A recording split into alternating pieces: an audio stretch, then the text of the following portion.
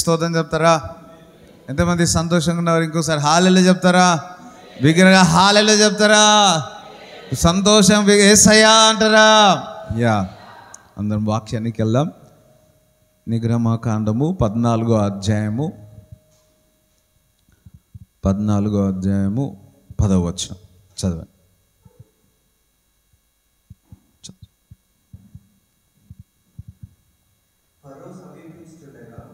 ఇశ్రాయేలీయులు కన్నులెత్తి ఐగుప్తీయులు తమ వెనుక వచ్చుట చూచి మిక్కిలి భయపడి యెహోవాకు మొరపెట్టిరి. అంతటా వారు మోషేతో, ఐగుప్తులో సమాధులు లేవని ఈ అరణ్యములో చచ్చుటకు మమ్మను రప్పించితివా? మమ్మను ఐగుప్తుల నుండి బయటికి రప్పించి మమ్మను ఇట్లా చేయలేదా?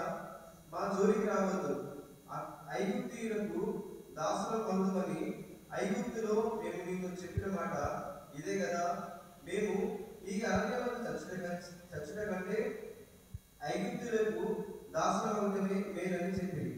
అందుకు మోషే, భయపడకుడి, యెహోవా మీకు నేడు కలుగజే రక్షణను మీరు ఊరంగా నిలుచుని చూడుడి. మీరు చూసిన ఐగుప్తీయులను ఇక మీదట మరి ఎన్నడూ చూడరు.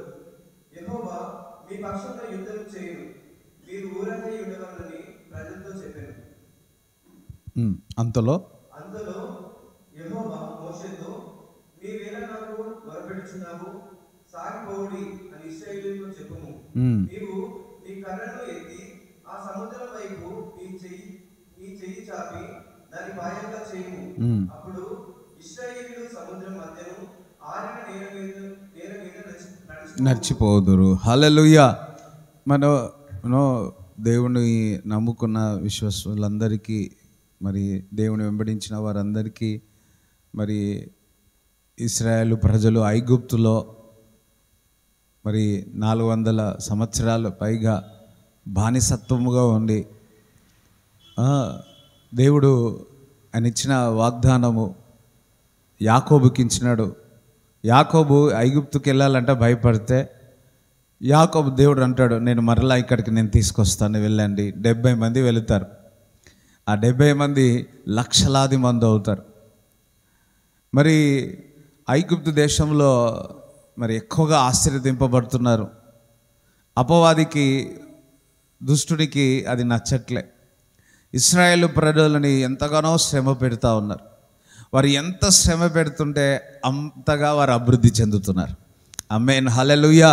అంతగా వారు ఆశీర్వదింపబడుతూ ఉన్నారు. అందులో మొదటి అధ్యాయం 12వ వచనంలోనే ఉంటుంది. నిర్గమకాండ మొదటి అధ్యాయం 12వ వచనం, వారు ఎంతగా శ్రమ పెట్టిన కొద్ది వారు అంతగా విస్తరిస్తున్నారు, అంతగా ఆశీర్వదింపబడుతున్నారని లేఖనంలో చెప్తా. దేవుని బిడ్డలుగా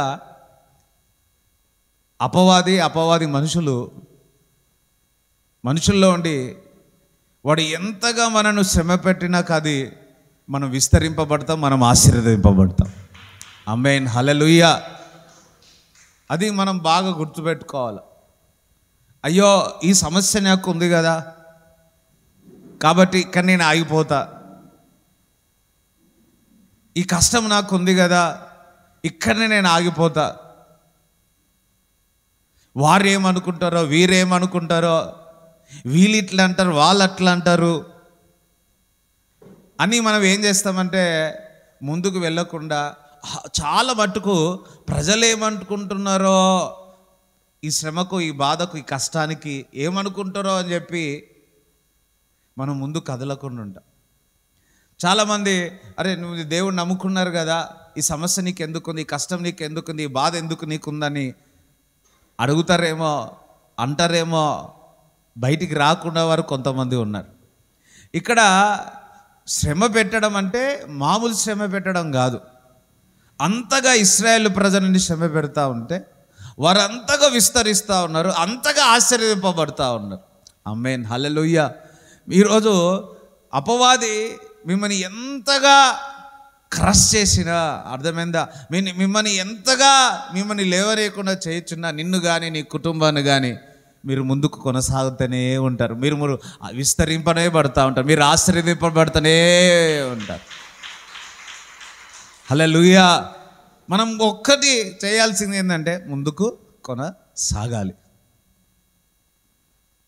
మనము ఏదైనా పరిస్థితి వచ్చినా మనకు అక్కడనే ఆగిపోతూ ఉంటాం, కదలకుండా ఉంటాం. మనం కదలాల. ఒకటి, ఎంత శ్రమ వచ్చినా, ఎంతటి కష్టం వచ్చినా, ఎంతటి బాధ వచ్చినా నువ్వు ఆశీర్వదింపబడుతూనే ఉంటావు, నువ్వు విస్తరింపబడుతూనే ఉంటావు. హల్లెలూయా, స్తోత్రం చెప్తారా? మా కుటుంబంలో కూడా నేను చూసిన ఎన్నో వచ్చేస్తూ ఉన్నాయి. కానీ ఎట్లా ముందుకు వెళుతూ ఒక్కటే నిలబడుతున్నాం, దేవుని కొరకు నిలబడినప్పుడు ఆయననే ముందుకు కొనసాగిస్తాడు. కొన్నిసార్లు అనిపిస్తుంది ఈ శ్రమలకు బాధలకు, అయ్యో ఇక్కడనే ఉండిపోయి ఇక్కడే మునిగిపోతామేమో అని చెప్పేసి. ఆయన కృప, ఆయన వాత్సల్యం, ఆయన నిబంధన చేసినాడు దేవుడు మన పట్ల. ఆయన ఎప్పుడు మనం ముందుకు కొనసాగుతూనే ఉంటాడు. హల్లెలూయా, స్తోత్రం చెప్తారా? ఆయన స్థిరపరచువాడు, బలపరచువాడు.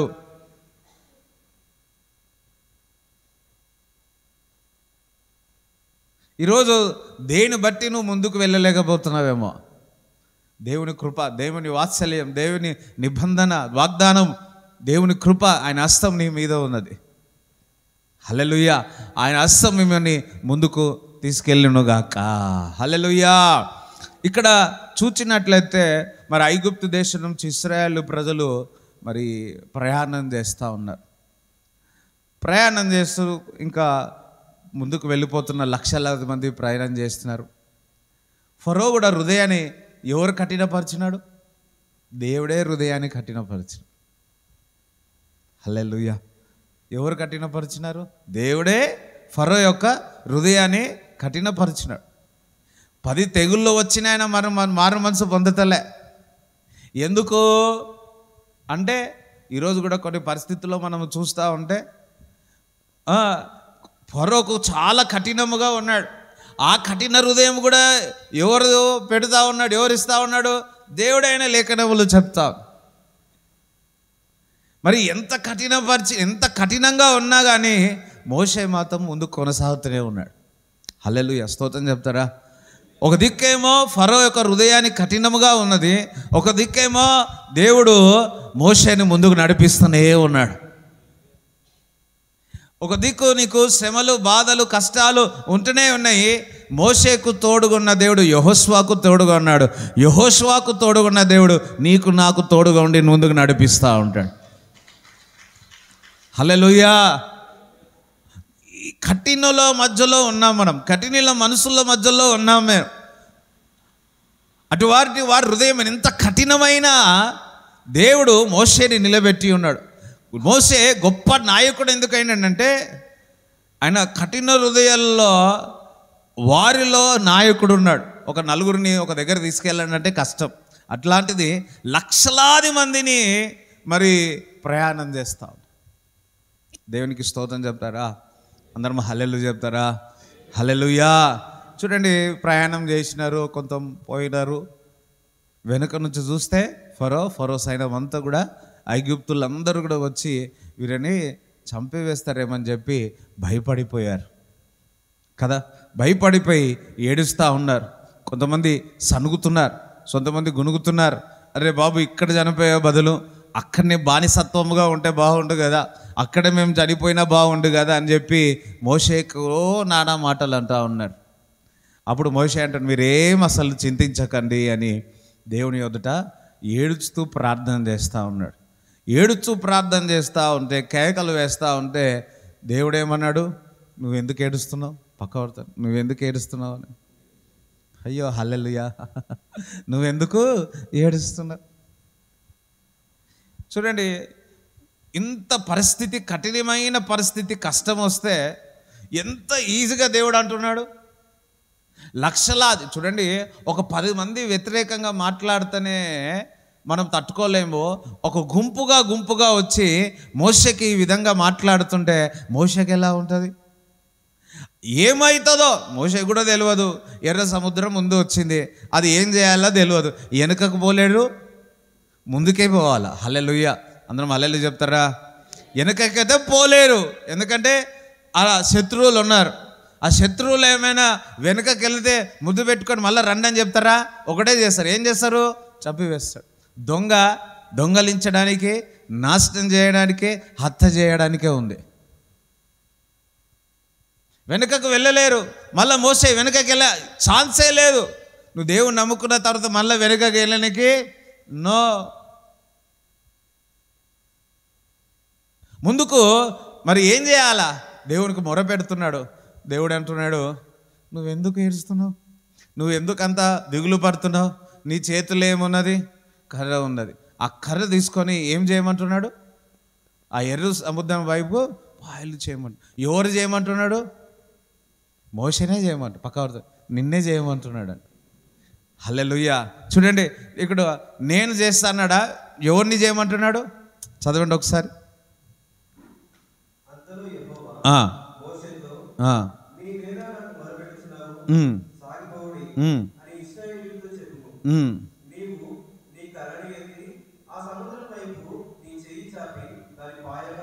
దాని పాయలుగా ఎవరికి చెప్తున్నాడు చేయమని?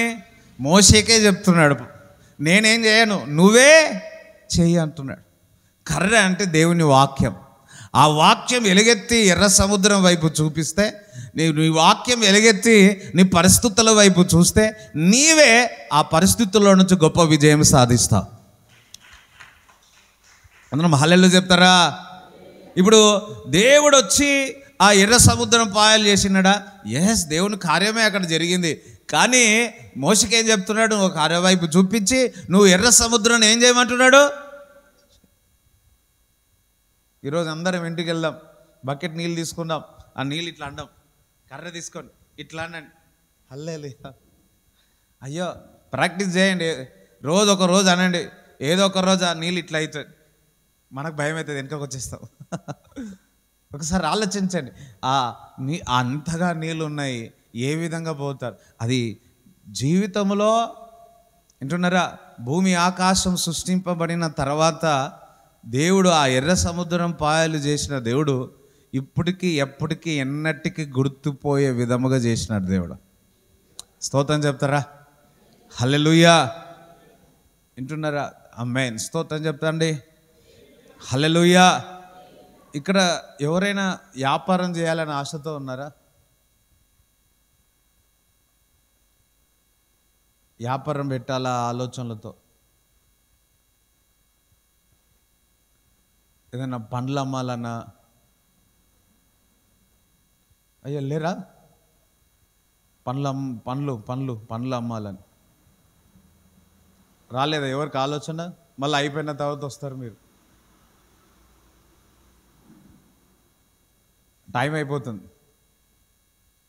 ఆమేన్. హల్లెలూయా. ఓకే, అందరూ చప్పట్లు కొట్టి దేవుని స్తుతిద్దాం.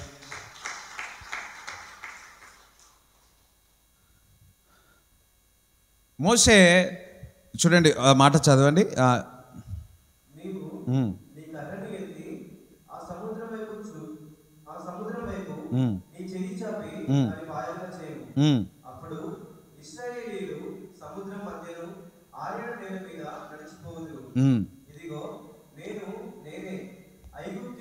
అంత సరే, నేనే. హల్లెలూయా. అందుకు సరే, ఏసయ్యనే.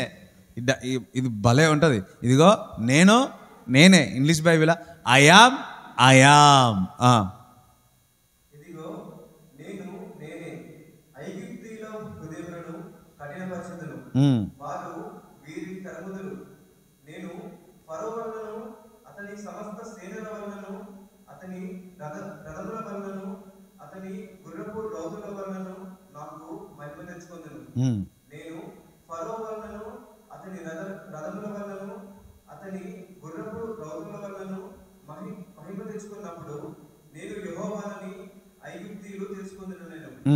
అప్పుడు ఇశ్రాయేలీయుల ఎదుట సమూహమునకు ముందుగా నడిచిన దేవదూత వారి వెనుకకు పోయి వారిని వెంబడించెను. ఆ మేఘస్తంభము వారి ఎదుట నుండి పోయి వారి వెనుక నిలిచెను. అది ఐగుప్తీయుల సేనకు ఇశ్రాయేలీయుల సేనకు నడుమ ప్రవేశించెను. అది మేఘము గనుక వారికి చీకటి కలిగెను, కానీ రాత్రి అది వారికి వెలుగునిచ్చెను. కనుక ఆ రాత్రి అంతయు ఐగుప్తీయుల సేన ఇశ్రాయేలీయులను సమీపింపలేదు. మోషే సముద్రం వైపు తన చేయి చాపగా యెహోవా ఆ రాత్రి బలమైన తూర్పు గాలి చేత సముద్రమును తొలగించి దానిని ఆరిన నేలగా చేశాను. నీళ్లు విభజింపబడగా ఇశ్రాయేలీయులు సముద్రం మధ్యను ఆరిన నేల మీద నడిచిపోయి ఆ నీళ్లు వారి కుడి ఎడమ ప్రక్కలకు వారికి గొడవలి ఉండేది. హల్లెలూయా. అది పట్టుకొని ఏం చేసినారు, చూపించినాడు. ఇక్కడ ఫరో హృదయం కఠినమైంది. ఇంకా ఆ కఠినముగా ఉన్నప్పటికీ ఆ రథములు కానీ వారికి ఉన్నాయి అన్నిటి కానీ వాటి ద్వారా దేవునికి మహిమ తెచ్చుకుంటున్నాడంట. హల్లెలూయా చెప్తారా? ఈరోజు మీ పరిస్థితుల్లో ఏదేమై ఉన్నా దాని ద్వారా దేవునికి మహిమ కలుగుతుంది. హల్లెలూయా. ఈరోజు ఏ కష్టము నుంచి మీరు వెళుతున్నా, ఏ నిందల నుంచి మీరు వెళుతున్నా, ఏ అవమానం నుంచి మీరు వెళుతున్నా, అందులో నుంచి గొప్ప సాక్ష్యం వస్తుంది. హల్లెలూయా. గొప్ప సాక్ష్యం వస్తుంది. ఏ నోటితోనైతే నిందలు వేసినారో ఆ నోటితోనే దేవుడు ఇతని జీవితంలో, వారి జీవితంలో దేవుడు చేసినారని అనేకులు చెప్పుకున్నదురుగాక. ఆమేన్. హల్లెలూయా. స్తోత్రం. ఆయన మహిమ తెచ్చుకుంటున్నాడు. అదొకసారి, ప్రభువా నా ద్వారా నీకు మహిమ కలుగునుగాక. ఆమేన్. అయితే మోషే ఆ ఎర్ర సముద్రం వైపు కర్రను చూపిస్తే ఆ నీళ్ళు ఏమైపోయినాయంట, పాయలుగా. మనం చెరువులో ఈత కొడితే కింద కాలు పెడితే ఎలా ఉంటుంది, అంతా బురద బురద ఉంటుంది. ఇప్పుడు చెరువులే లేవు. నేను మేడ్చల్ చెరువులో ఈత నేర్చుకున్నా. హల్లెలూయా. ఇప్పుడు కొట్టాలంటే, ఇప్పుడు వెళ్ళి అక్కడ ఈత చేయాలంటే మస్తు భయం అవుతుంది. అక్కడ ఇప్పుడు ఈత కొట్టనీకే లేదు అక్కడ. సో ఆ కాలు పెడితే ఆ బురద ఉంటుంది, ఆ కాలు పెట్టలేం, అట్లుంటుంది. అలాంటిది దేవుడు ఆ ఎర్ర సముద్రం ఏం చేసిన, రెండిట్ల పాయలుగా ఆ నీళ్ళు ఒక స్తంభం అయిపోయింది, ఇంకొక రైట్ టు రైట్ నీళ్ళంతా స్తంభం అయిపోయినాయి. ఇటువైపు చూస్తే నీళ్ళే ఐస్ గడ్డ కట్టింది, నీళ్ళే ఇక్కడ ఐస్ గడ్డ కట్టింది. ఆరిన నీళ్ళ ఎంత చక్కగా ప్రయాణం చేసినారు. చప్పట్లో కూడా దేవుని స్తుతించారు.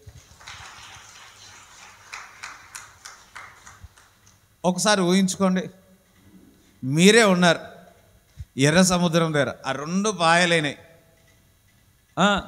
నీళ్ళన్నీ ఉన్నాయి, ఇటు నీళ్ళు ఉన్నాయి, అది స్తంభంగా మారింది. ఒక మాట చెప్పాలంటే ఒక అక్వేరియం అయిపోయింది. ఇట్లా చూస్తే స్తంభం ఉండి చేపలు కనపడుతున్నాయి, తిమింగలు కనపడుతున్నాయి, అన్నీ కనపడుతున్నాయి. ఇటు చూస్తే అట్లనే కనపడుతున్నాయి. ఎంత హాయిగా పోయినారో ఆరిన నేలపైన. దేవుని బిడ్డలారా, ఎంతటి సముద్రం నీ ఎదుట ఉన్నా ఆయన ఆరిన నేల మీద నడిపించేవాడు నిన్ను నన్ను. ఈజీగా, ఎంతో కష్టము కానీ అంత సులువుగా వాడు ఆడుతూ పాటలతో సంతోషముగా ఆరిన నేలను నడిపించినాడు. ఈరోజు నీ జీవితంలో అతి కష్టమైనదిగా ఉంది, అది ఒక ఎరుకో కోట వలె ఉంది, ఎర్ర సముద్రం వలె ఉన్నది, కదలలేని పరిస్థితిలో ఉన్నావు. కానీ దేవుని యొక్క వాక్యము, దేవుని యొక్క హస్తము నీకు వాగ్దానం ఇచ్చినప్పుడు, ఎలుగెత్తి ప్రార్థన చేసినప్పుడు ఎంతటి కష్టమో అంతటి సులువుగా ఆరిన నీళ్ళలో దేవుడు నడిపించేవాడు. చప్పట్లు కూడా దేవుని స్తుతిస్తారా? ఆమేన్. హల్లెలూయా. వీరందరూ ప్రయాణం చేసినారు కదా, ప్రయాణం చేసినారు, ఒడ్డున వెళ్ళిపోయారు. ఐగుప్తులు కూడా ఏం చేసినారు, మెల్లగా వారు కూడా అందులో పోయినారు. ఏమైంది చూడండి, హెబ్రూ పత్రిక 11వ అధ్యాయము 29 చదవండి.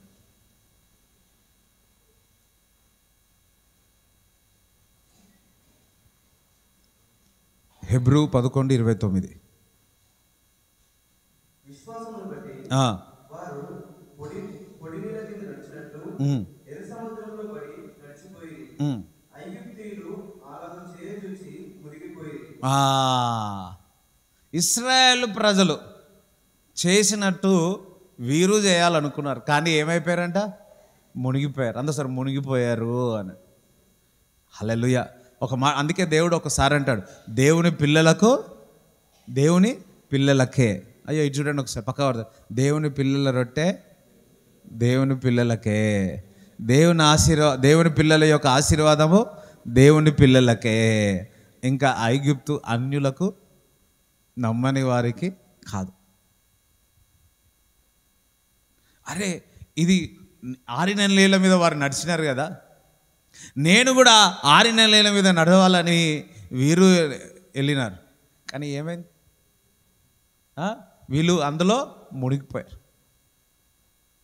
ఈరోజు నువ్వు నమ్ముకున్నావు, విశ్వసించినావు, నిన్ను ఆరిన నేల మీద నడిపిస్తున్నాడు. విశ్వాస జీవితంలో దేవుడు నీకు పెట్టిన ఆశీర్వాదం వేరు.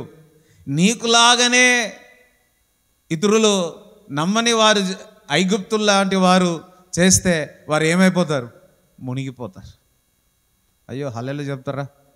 వారు అనుకున్నారు, అరే ఇశ్రాయేలు ప్రజలు ఆరిన నేల మీద ఎర్ర సముద్రంలో మంచిగా నడిచినారా, మేము కూడా అలాగే నడుస్తాం బాబు, మాకేమవుతుంది అనుకున్నారు. కానీ ఏమైంది అందులో? ఒకసారి చూడండి, ఆలోచించండి. ఇలా ఉంది, బాగానే ఉంది, అందరు వచ్చినారు, ఆహా ఇదేదో బాగుంది అనుకున్నారు. సడన్లో ఏమైపోయింది? సునామీ వచ్చింది, క్రష్. అందరు అందులో ఏమైపోయారు? మునిగిపోయారు. వావ్. అది దేవుని బిడ్డల ఆశీర్వాదము దేవునికే. హల్లెలూయా. దేవుడు ప్రత్యేకంగా దేవుడు పెట్టి ఉన్నాడు. దేవుని బిడ్డలకు ప్రత్యేకముగా దేవుడు నడిపిస్తూ ఉన్నాడు. అది మరి ఐగుప్తు దేశం వారికి కాదు, దేవుని నమ్మని వారికి కాదు. దేవుని నమ్మని వారు అనుకున్నారు, అరే బాబు ఇది అంతా బాగానే ఉంది కదా, ఇందులో మేము నడుస్తాం అనుకున్నారు. కానీ వారు అందులో మునిగిపోయి ఉన్నారు. అందుకే దేవుని బిడ్డల యొక్క ఆశీర్వాదము దేవుని బిడ్డలకి. నమ్మిన వారికి ఏ శిక్ష విధి లేదు, నమ్మని వారికే శిక్ష. నమ్మి విశ్వసించి బాప్తిజం తీసుకున్న వారికి నిత్య జీవం, నమ్మని వారికి నరకం, వారికి నిత్య జీవం లేదు. వారు అనుకుంటున్నారు, కొంతమంది ఇటు అటు రెండు రకాల ఉంటే ఏం కాదులే అనుకుంటున్నారు. కానీ ఎవరైతే పూర్తిగా దేవుని నమ్ముతారో, విశ్వసిస్తారో, వారు ఆరీల మీద నేరల మీద నడిచి ఒడ్డున చేరుకుంటారు, అద్దరికి చేరుతారు. ఐగుప్తు దేశం వలె అవిశ్వాసముగా ఉంది, దేవునికి వ్యతిరేక స్వభావంతో ఉంది. దేవుని నమ్మని వారు ఆరిన మీద నడిచినా ఆ నీళ్ళలో ఏమైపోతారు? మునిగిపోతారు. అందుకే మనము దేవుడు ఏర్పరిచిన జనాంగం అంటున్నాడు. దేవుడు ఇక్కడ ఉన్న వారందరినీ, దేవుని బిడ్డలను నమ్మిన వారందరినీ ఏర్పరచుకున్నాడు. చప్పట్లు కూడా దేవుని స్తుతిస్తారా? ఆమేన్, హల్లెలూయా. దేవుడు అందరినీ నడిపించినాడు. ఇక్కడ ఉన్న వారందరినీ ఆరిన నేలలో దేవుడు నడిపించేవాడై ఉన్నాడు. ఆమేన్, స్తోత్రం చెప్తారా? హల్లెలూయా. చూడండి, ఈసాకు జీవితంలో కూడా ఈ విధంగానే జరుగుతూ ఉంటుంది. వారు అనుకున్నారు, ఐగుప్తు దేశం వాళ్ళు చూస్తే ఇప్పుడు ఆ ప్రజలు మేము కూడా నడవాలనుకున్నారు, కానీ వాళ్ళకి కాలే. అయిందా? అందులో మునిగిపోయారు. దేవుని పిల్లలు చేసేది ఆశీర్వాదం కూడా ఉంటుంది. కానీ అదే తీసుకొని ఇతరులు చేద్దామని చూస్తే అదికి చెల్తానాయి. అందుకోసరి చెల్తానాయి అన్నాడు. హల్లెలూయా. ఈసాకు కూడా చూస్తే చూడండి, ఆదికాండము 26వ అధ్యాయము, ఆదికాండము 26వ అధ్యాయము 10 నుంచి చదవండి.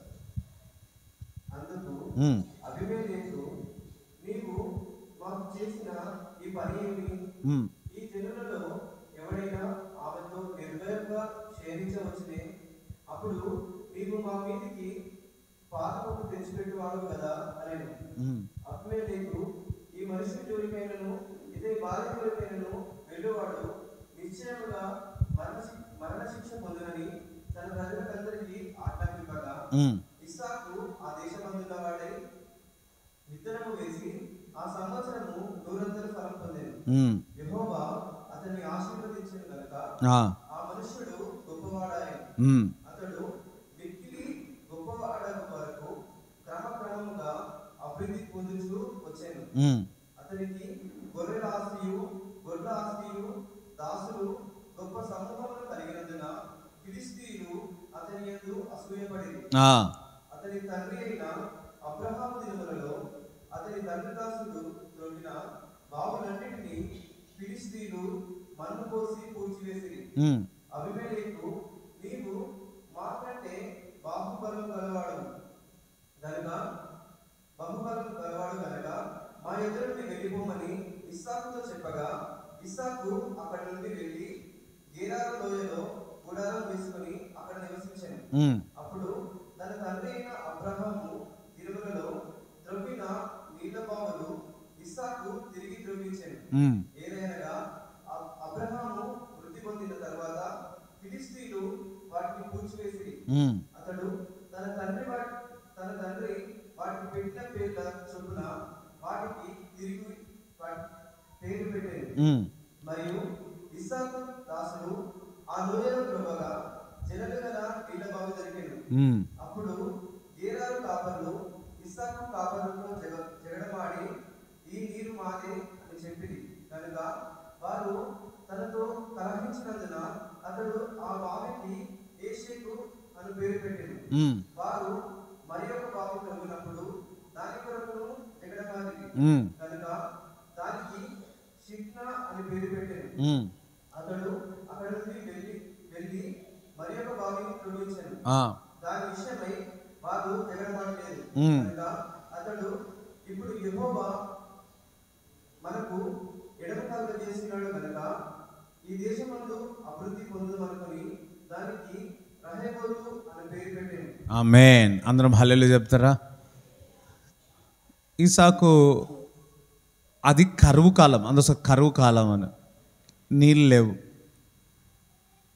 అటువంటి సమయంలో అబ్రాము తవ్విన బావులన్నిటినీ మరలా ఏం చేస్తూ ఉన్నాడు? ఇస్సాకు తవ్వినాడు.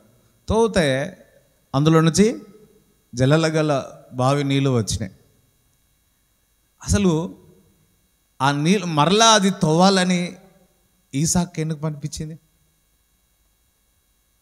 అది మరి ఫిలిష్తీయులు కానీ అబీమెలెకు కానీ మరలా ఆ బావిలు తవ్వాలన్న ఆలోచన ఎందుకు రాలేదు? ఇస్సాకే ఎందుకు వచ్చింది? ఆల్రెడీ కరువు కాలం కదా. అందరం హల్లెలూయా చెప్తారా? దేవుని బిడ్డలకు చక్కటి ఆలోచన దేవుడు ఇస్తాడు. ఆమేన్, హల్లెలూయా. చక్కటి ఆలోచన, అది నీ జీవితాన్ని మార్చే, నువ్వు అభివృద్ధి నజరైన యేసుక్రీస్తు నామములో పరిశుద్ధాత్మ దేవుడు మీ పనిలో, మీ వ్యాపారంలో ఒక మరుగైన ఆలోచన ఇచ్చి మీ జీవితాన్ని మార్చునుగాక. ఒకసారి చప్పట్లు కూడా దేవుని స్తుతిస్తారా? హల్లెలూయా. చూడండి, ఒక ఐడియా మీ జీవితాన్ని మార్చేస్తుంది. అది పరిశుద్ధాత్మ యొక్క ఐడియా. వింటున్నారా? మిమ్మల్ని అభివృద్ధిలోనికి తీసుకెళ్తుంది. ఆ సంవత్సరంలో విత్తనం వేసినప్పుడు 100% ఆశీర్వాదం పొందుకున్నారంట. అలాగనే మీ జీవితంలో కూడా ఒక్క ఐడియా దేవుని దగ్గర నుంచి వచ్చింది. ఐడియా మీ జీవితంలో ఏం చేస్తుంది? అభివృద్ధి. కొన్నిసార్లు ఆ బావి తవ్వుతూ ఉంటే స్టార్టింగ్లో నీళ్ళు వస్తాయా? రా. తవ్వుతూ ఉంటే ఏమొస్తుంది? నీళ్ళు వస్తాయి. స్టార్టింగ్లో ఒకసారి ఒక బావి దగ్గరికి వెళ్ళి బోర్ వేస్తూ ఉన్నారు. బోర్ వేస్తూ ఉంటే అది నా ఫస్ట్ బోర్ అనమాట. బాగా ప్రార్థన చేసి వెళ్ళి నాకు ఇచ్చిన మాట, ఇగో జల్లెలుగా బావి నీళ్ళు దొరుకుతుందని చెప్పి అక్కడ ఉన్న పక్కకంతా కూడా నీళ్ళు ఈజీగా వచ్చేస్తాయి. సో ప్రేయర్ చేసి వాక్యం చదివి తప్పక వస్తుందని చెప్పి వచ్చిన. హల్లెలూయా. తప్పక వస్తుందని చెప్పి వచ్చిన. అక్కడ 150కే రావాల, 150కి రాలే. 200కి రాలే, 400కి రాలే. అయ్యో ఇగో అన్న చెప్పాడు కదా వస్తుందని, ఇంకా రాలేదు అని నాకు టెన్షన్. దగ్గర దగ్గర 470కో 80కో మంచి ఊట కలిగిన బావి దొరికింది. అందరం చప్పట్లు కూడా దేవుని స్తుతిస్తారా? దేవుడు చెప్పింది చేస్తూ ఉంటే, అది తవ్వుతూ ఉంటే కొంచెం కష్టంగానే ఉంటుంది, కానీ ఏముంటుంది? జల్లల గల బావి, జీవం గల బావి. అది నీకు దొరికితే, కొన్ని ఉంటాయి ఊటలు, ఆ ఊట దొరికింది అనుకో, హల్లెలూయా స్తోత్రం చెప్తుందా? అది దేవుడు చెప్పింది. కొన్నిసార్లు కఠినంగా ఉంటుంది. చూడండి, ఏదైనా బిజినెస్ స్టార్ట్ చేస్తే 6 నెలల్లో, సంవత్సరం వరకు ప్రాఫిట్ ఆలోచించొద్దు అంటారు. ఎందుకు? అంతే. హల్లెలూయా. మనం దేవుడు చెప్పింది చేస్తూ ఉంటే ఇట్లా అట్లా ఇట్లా అన్నీ కన్ఫ్యూజ్ అవుతూ ఉంటుంది. ఇశ్రాయేలు ప్రజలు కూడా ప్రయాణం చేసినారు, మధ్యలో ఎర్ర సముద్రం ఎందుకు వచ్చింది? మరి మంచిగా ఈజీగా వెళ్ళిపోవాలి కదా. ఉంటాయి. హల్లెలూయా. దేవుడు చెప్పంగానే అంత సులువుగా జరుగుతుందని ఎప్పుడు అనుకోదు. దేవుడు చెప్పిన దానికి పోరాటాలు ఎక్కువ ఉంటాయి, కానీ దేవుని యొక్క హస్తం మనకు తోడుండి గొప్ప విజయం సాధిస్తాం. ఆమేన్. హల్లెలూయా. ఇక్కడ తోగుతూ ఉంటే నీళ్ళు వచ్చినాయి. చాలా అభివృద్ధి పొందుతున్నారు, ఆశీర్వదింపబడుతూ ఉన్నారు. అది చూసి శత్రువులోకి ఏమనిపించింది? ఈర్ష్య కలిగింది. సరే ఊరుకున్నాడు. ఇక్కడ నుంచి వెళ్ళిపోమంటే వెళ్ళిపోయినాడు. ఇంకొక దగ్గర తోయినాడు, అక్కడ కూడా ఏమొచ్చింది? నీళ్ళు వచ్చింది. ఇంకొక దగ్గర తోయినారు, ఈ నీళ్ళు మాది అన్నారు, అక్కడి నుంచి వెళ్ళిపోయాడు. అందరం హల్లెలూయా చెప్తారా? ఇక్కడ ఈర్ష్య కలుగుతూ ఉంది. ఈసాకు ఆశీర్వదింపబడతా ఉంటే కలుగుతూ ఉంది. ఇంకొకటి, ఈసాకు పండిస్తూ ఉంటే ఆశీర్వదింపబడతా ఉన్నాడు. అదే నీళ్ళు తీసుకొని శత్రువులు చేస్తూ ఉంటే వారు ఆశీర్వదింపబడతలే. అందరం హల్లెలూయా చెప్తారా? అయ్యా నేను చెప్పేది అర్థమవుతుందా? అర్థమవుతుంది కదా. ఈసాకు ఏదైతే పని చేయొచ్చున్నాడో అది 100% ఆశీర్వాదం పొందుతున్నాడు. నీళ్లు దోవినాడు, నీళ్లు దోవి పంటలు పెడతా ఉన్నాడు, చేస్తూ ఉన్నాడు, అభివృద్ధి చెందుతూ ఉన్నాడు. అది ఈర్ష్య కలిగి నువ్వు ఇక్కడ నుంచి వెళ్ళిపోమంటున్నాడు. శత్రువులు ఏం చేస్తూ ఉన్నారు? ఇదే తీసి ఈసాకు ఏం చేసిండు అదే చేస్తూ ఉన్నాడు, కానీ వారికి అభివృద్ధి చెందలే. అందుకే ఇంకొక దగ్గర ఈసాకు తోతే అది మాకు కావాలన్నారు. ఇంకొక దగ్గర నీళ్ళు వస్తే ఆ నీళ్ళు మాయే అన్నారు. ఈసాకు చేసినట్టే మేము చేస్తాము, మాకు కూడా అభివృద్ధి చెందుతామంటే అది కాలేదు. అప్పుడు అనుకున్నారు, అరే ఈసాకు చేసినట్టు మనం చేయలేము, ఈసాకు దేవుడు తోడుగా ఉన్నాడు. ఆమేన్. హల్లెలూయా. ఇంకొక దగ్గర తవ్వుతే మేము అలసిపోయినాము, మేము రాలేము, ఇంకా దేవుడు నీకు తోడుగా ఉన్నాడు, ఏ గొడవ పెట్టలేదంట. అందుకే ఏం పేరు పెట్టాడు? రెహాబోత్ అని పెట్టి. అందుకు రెహాబోతు అన్నాడు. దేవునికి స్తోత్రం చెప్తారా? రెహాబోత్ అంటే సమాధానము, రెహాబోత్ అంటే ప్రొవిజన్. దేవునికి స్తోత్రం చెప్తారా? రెహాబోత్ అంటే వర్ధిల్లుట. ఆమేన్. అందరూ చెప్పలు కూడా దేవుని స్తుతిస్తారా? ఇందాక ఐగుప్తు దేశస్తులు ఆ ఎర్ర సముద్రంలో ఆరిన నీళ్ళ మునిగిపోయారు. ఇక్కడ ఈసాకు చేసిన నీళ్ళతో వారు అభివృద్ధి చెందాలనుకున్నారు, కానీ జరగలేదు. అందుకే నేను అంటాను, దేవుని బిడ్డలు ఈ లోకంలో నుంచి వేరు చేసి ప్రత్యేకపరిచినాడు. హల్లెలూయా. నువ్వు ప్రత్యేకమైన వ్యక్తివి అన్నాడు. యు ఆర్ సో స్పెషల్ అన్నాడు. దేవుడు పక్షపాతి కాదు, నువ్వు పక్షపాతి కాదు. నువ్వు మనందరినీ ఒక ప్రత్యేకంగా దేవుడు చేసినాడు, ప్రత్యేకంగా దేవుని బిడ్డలను పెడతా ఉన్నాడు. ఈ లోకముల నుంచి వేరు చేసి, లోకములో నేను పెట్టట్లే, ఈ లోకముల నుంచి ఆశ్చర్యకరమైన వెలుగులోనికి దేవుడు తీసుకొచ్చున్నాడు. మీరు ఏర్పరిచిన జనాంగము అంటున్నాడు. ఆమేన్. హల్లెలూయా. అసలు మనం దేవుని బిడ్డలంగా ఒక ప్రత్యేకమైన వారమని మనకు ఫస్ట్ తెలియాలి. క్రీస్తులో మనం ఏమై ఉన్నామని ఫస్ట్ మనకు తెలియాలి. మనము ఏం చేస్తామంటే ఈ లోక వారిని చూసి వారిలాగా మనం ఎందుకు లేము అని అనుకుంటాం. అట్లా కాదు, నీకులాగా వారు ఎందుకు లేరు అని ఆలోచించాలి. స్తోత్రం చెప్తారా? చాలామంది దేవుని నమ్ముకున్న దేవుని బిడ్డలు ఎలా ఉన్నారంటే, వారు బాగానే ఉన్నారు కదా, వారు ఇంత బాగున్నారు, ఇట్లున్నారు, అంటున్నారు అనుకుంటున్నారు. కానీ వారు నిన్ను చూసి ఏమనుకుంటారో తెలుసా? అబ్బా ఎంత సమాధానంగా ఉన్నారు, ఎంత సంతోషంగా ఉన్నారు అనుకోవాలి. హల్లెలూయా చెప్తారా? దేవునికి స్తోత్రం చెప్తారా? ఆసాబు కీర్తనలో కూడా అట్లనే అంటాడు, ప్రభువా న్యాయం చేస్తారు, ఇట్లున్నారు, ఆస్తులు ఉన్నాయి, అన్నీ ఉన్నాయి, ఇది ఉన్నాయి, వారికి ఇట్లున్నారు, అట్లున్నారు, నా పరిస్థితి ఇంత కష్టం ఉంది, వేదన ఉంది, అట్లుంది, ఇట్లా అని అందరి గురించి ఇలా చెప్తాడు. లాస్ట్కి వచ్చి ఏమంటాడు చెప్తారా? ప్రభు వారికి ఆస్తి ఉంది, అంతస్తు ఉంది, గేదెలు ఉన్నాయి, అన్నీ ఉన్నాయి, కానీ వారికి రక్షణ లేదు, నాకు రక్షణ ఇచ్చిన స్తోత్రము అంటాడు.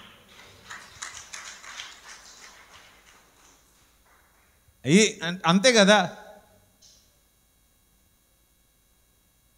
నాదంటూ లోకాన ఏది లేదయ్యా, ఒకవేళ ఉందంటే నీవిచ్చినదే ప్రభువా. నాదంటూ లోకాన ఏది లేదయ్యా, ఒకవేళ నీవిచ్చినదే ప్రభువా. నీవే నీవే కంతా నీవే, నీవే నీవే బతుకంతా నీవే. అందరు నీవే నీవే కంతా నీవే, నీవే నీవే బతుకంతా నీవే.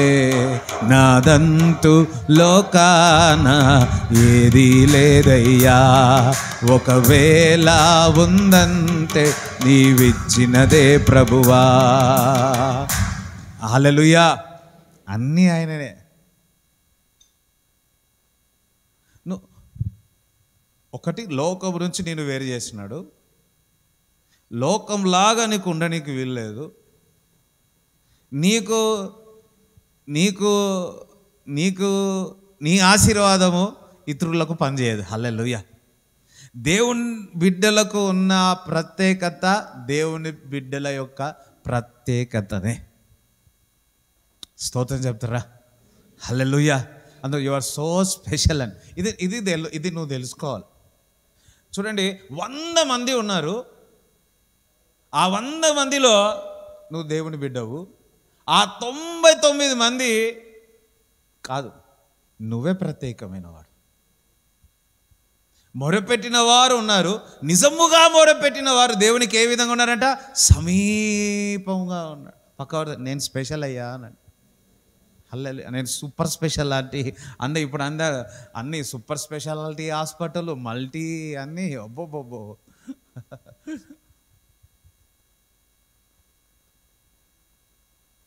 ఈ స్కూల్లో కూడా అన్ని పేరు ఎట్లా పెడుతున్నారు? ఇది నేను చిన్నప్పుడు చదువుకున్నప్పుడు మామూలు ఒక పేరు పెట్టి స్కూల్ పెట్టేది. ఇప్పుడు అన్నీ టెక్కో, బిక్కో, నొక్కో, ఆల్ఫా, బీటా స్కూల్లో పేర్లు అన్నీ పెట్టేస్తా ఉన్నారు, కొత్త కొత్త పేర్లు. బట్ నువ్వు ఒక ప్రత్యేకమైన వ్యక్తివని నువ్వు తెలుసుకోవాలి. ఇశ్రాయేల్ ప్రజలు 6 నెలలు నడిచిన అదే ఇశ్రాయేల్ ఐగుప్తు దేశంలో మునిగిపోయారు.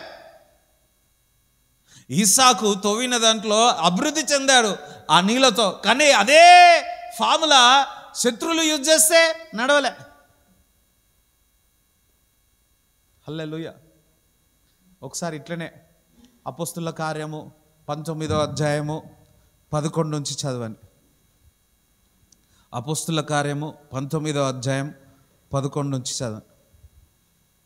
మరియు దేవుడు పౌలు చేత విశేషమైన అద్భుతములు చేయించెను.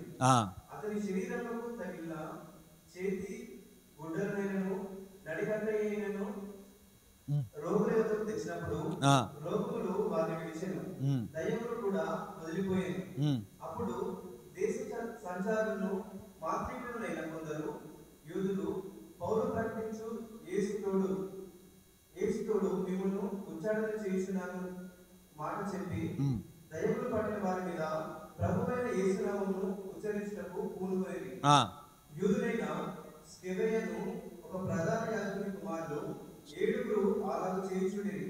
అందుకు ఆ దయ్యము, నేను యేసును గుర్తెరుగుదును, పౌలును కూడా ఎరుగుదును, కానీ మీరెవరని అడగగా ఆ దయ్యం పడిన వాడు ఎగిరి వారి మీద పడి వారిలో ఇద్దరిని లొంగదీసి గెలిచాను. అందుచేత వారు నిరంతరుడై గాయం తగిలి ఆ ఇంటి నుండి పారిపోయింది. అందరు పారిపోయి అని. హల్లెలూయా, స్తోత్రం చెప్తారా? ఏమైంది? పారిపోయారంట. పౌలు భక్తుడు ఏం చేసినాడు? దురాత్మను వెలగొట్టినాడు. అక్కడున్న మాంత్రికులు ఏం చేస్తున్నారు? అరే ఇదేదో కొత్త మంత్రం ఉందిరా నాయన అని చెప్పి పౌలు భక్తుడు ఏదైతే యేసునామని చెప్పాడో, సాతానా నువ్వు పో అన్నాడు. అదేం చేసింది? పోతా అన్నదా? నన్ను పోమంటావా? యేసయ్య తెలుసు, పౌలు తెలుసు, నువ్వు అయ్యా అని చెప్పి ఏం చేసింది? చంప మీద కొట్టి, తల మీద కొట్టి, ఉన్న బట్టలంతా ఏం చేసింది? తీసివేసి, ఎవరాలు మాంత్రికులను ఏం చేసింది? అన్నీ కొట్టితే వారు ఏమైపోయారు? మాంత్రికులంతా పారిపోయారు. అది ఎవరు కొట్టిర్రు? దురాత్మ మాంత్రికులను కొట్టింది. హల్లెలూయా, యేసుక్రీస్తు నామములో ఇప్పుడు కూడా కొట్టును గాక.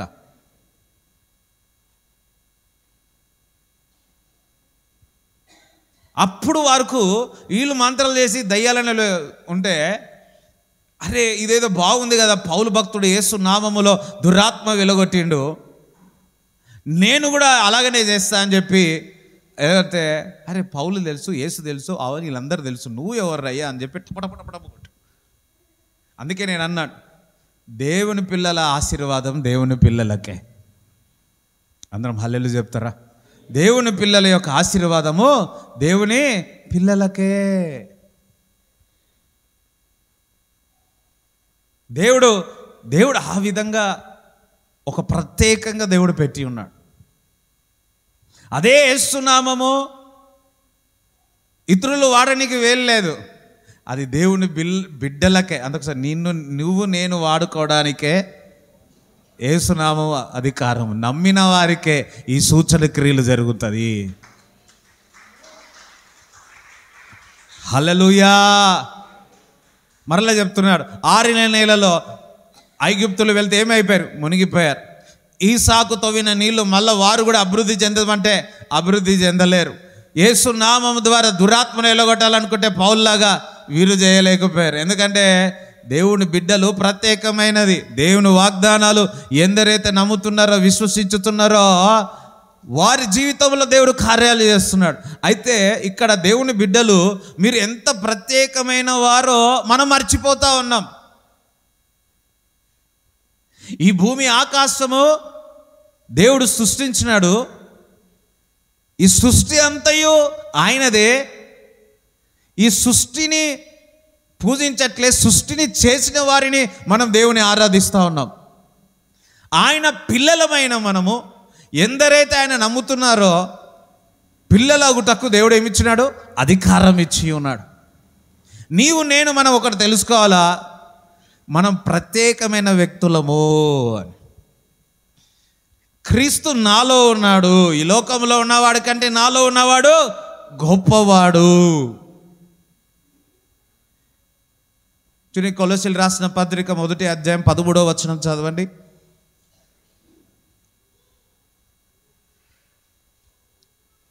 13 మొదటి 13. ఆయన మనలను అంధకార సంబంధమైన అధికారముల నుండి విడుదల చేసి తాను ప్రేమించిన తన కుమారుని యొక్క రాజనివాసునిగా చేశాడు. అంధకార సంబంధమైన ఏది కూడా అంధకార సంబంధమైన అధికారముల నుండి విడుదల చేసి. చూడండి, మనం ఏం చేసిన అంధకార సంబంధమైనది ఏది కూడా మీకు పని చేయదు. అందుకు నాకు పని చేయదు అనండి. చూడండి, 1 పేతురు 2వ అధ్యాయం 9వ వచనం చదవండి. 1 పేతురు 2వ అధ్యాయం 9వ వచనం. అయితే మీరు చీకటిలో నుండి ఆశ్చర్యకరమైన తన వెలుగులోనికి మిమ్మల్ని పిలిచిన వారి గుణాతిశయములు ప్రచురం చేయు విధము ఏర్పరచబడిన వంశమును. అందుకనే నేను ఏర్పరచబడిన వంశమును, రాజులైన యాజక సమూహమును. అందుకని రాజులు సముఖమును పరిశుద్ధ జనమును మనం ఏమై ఉన్నాము అసలు నేను పరిశుద్ధ జనము అన్నాడు, నేను పరిశుద్ధుని అన్నాడు. అబ్బో ఎట్లా? యేసు రక్తం ద్వారా మనము పరిశుద్ధులము, నీతిమంతులం. దేవుని సొత్తైన ప్రజలై ఉన్నారు. దేవుని సొత్తు అయి ఉన్నాం, దేవుని ప్రజలై ఉన్నాం. అందరి నేను దేవుని సొత్తు అన్నాడు, దేవుని ప్రజలమై ఉన్నాం.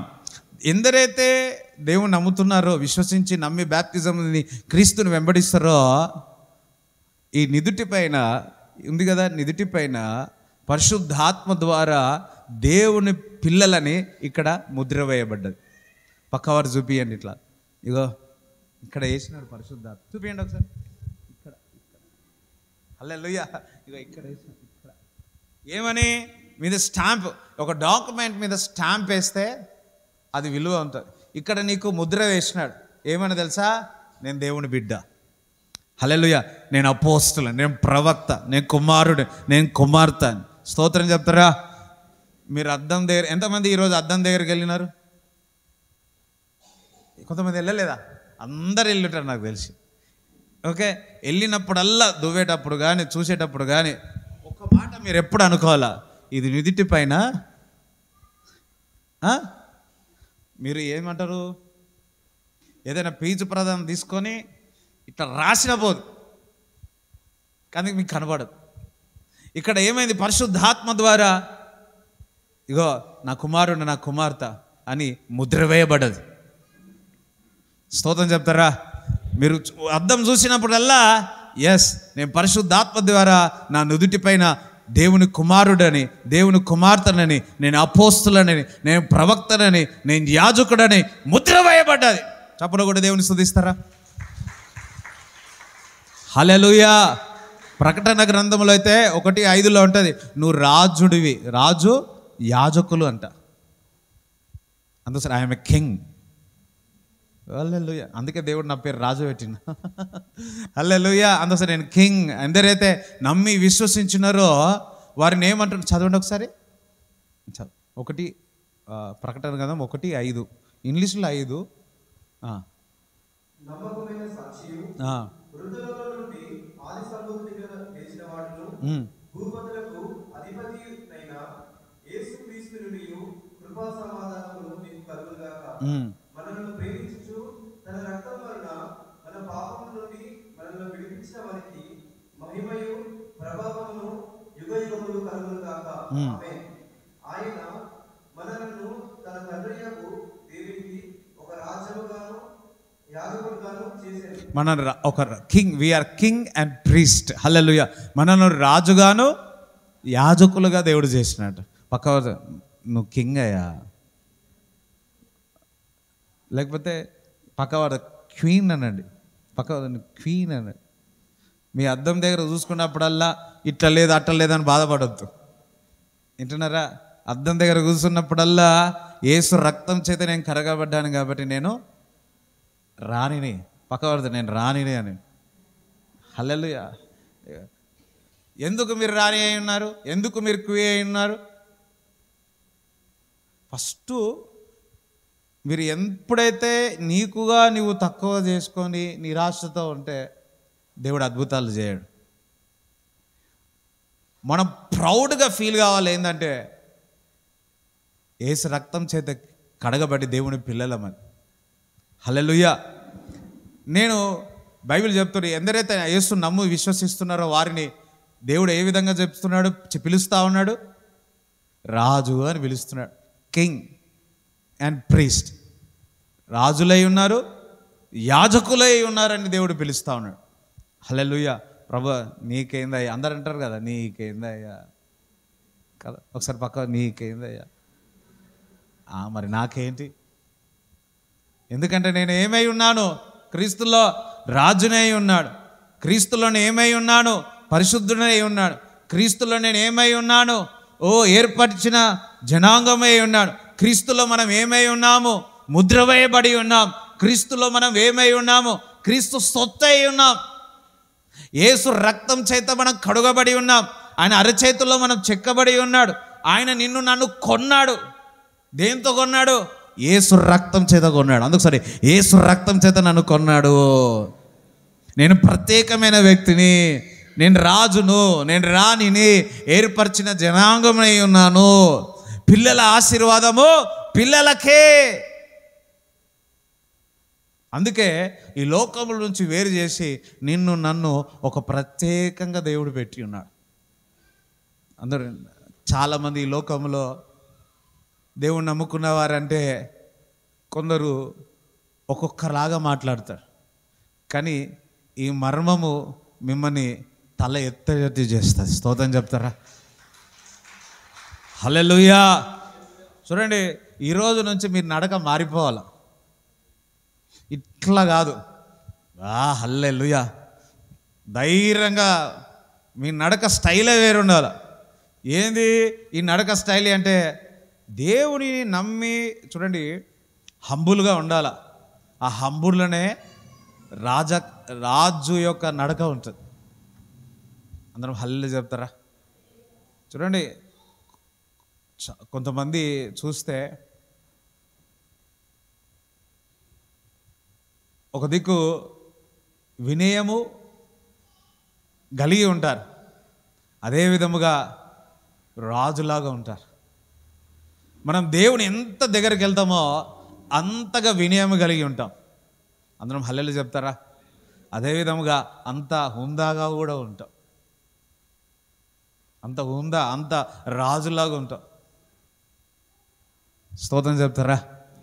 అందుకోసరి ఈరోజు నుంచి నేను కింగ్, ఈరోజు నుంచి ఒక క్వీన్. అందుకే సార్ అనండి, ఓహో అనండి.